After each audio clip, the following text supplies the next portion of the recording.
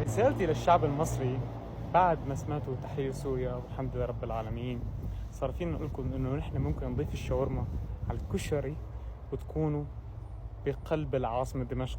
سوريا ترحب بكم.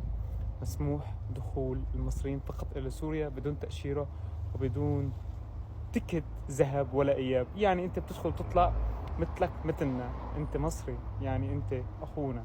وصار فينا نقول إنه عم ندور على شريك مصري لحتى نحط الخبزات على الجبنات ونفتح كشري القاهرة بقلب العاصمة دمشق.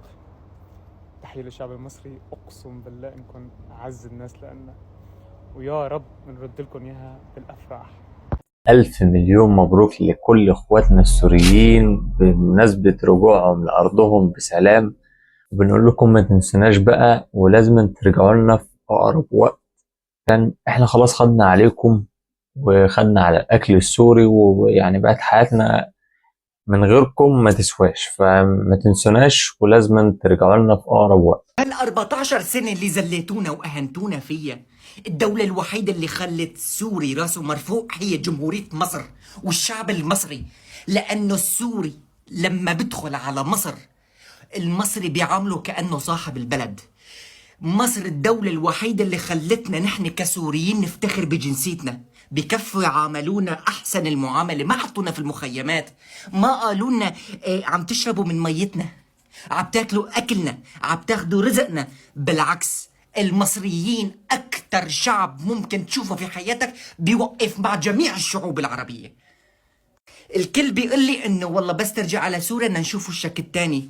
انا هلا سوريا يعتبر صارت محررة، فانا هلا حبي زاد للمصريين، لانه نحن كسوريين ما بننسى الفضل مين وقف معنا، وما بننسى مين اذل السوري.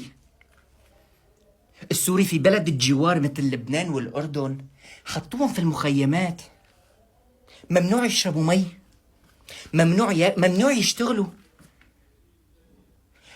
اي ازمه بتصير في البلد بحطوها في السوري.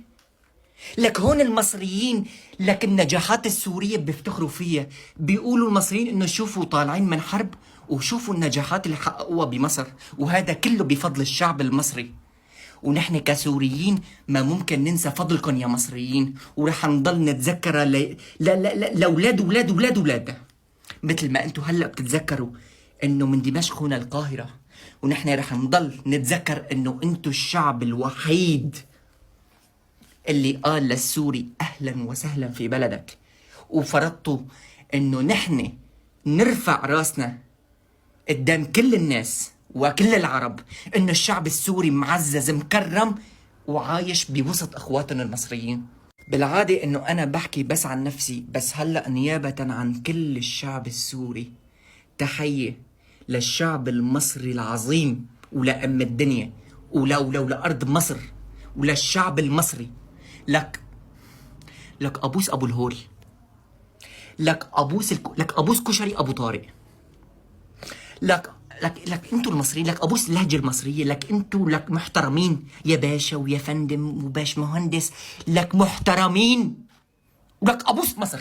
اعطوني بوسه.